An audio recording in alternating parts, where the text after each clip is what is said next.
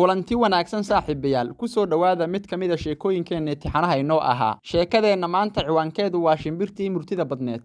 Nin ayaa maalin waxa uu gaaday shimbir dhulka haruurka cunaysay. Kolkii uu qabtay ee uu labadiisa gacmood ku hubsaday ayuu shimbirtii hadashay. Waxa ay tiri haddii aad isii dayso waxaan kuu sheegi doonaa 3 talo oo noloshaada hodan ka dhigaya.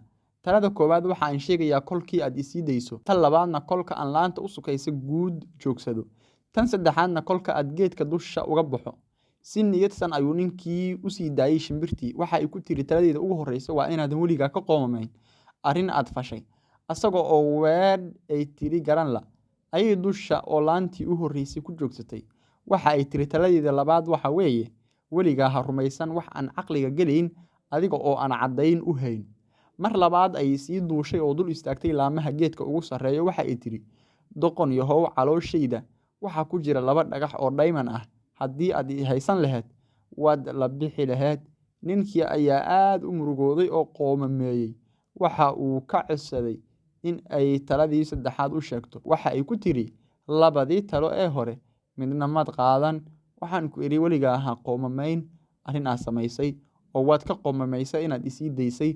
Waxa aana ku iri wax kasta ha rumaysan oo waad rumaysatay inaan dhagxaan caloosha ku sido adiga oo aan cadayn u hayn.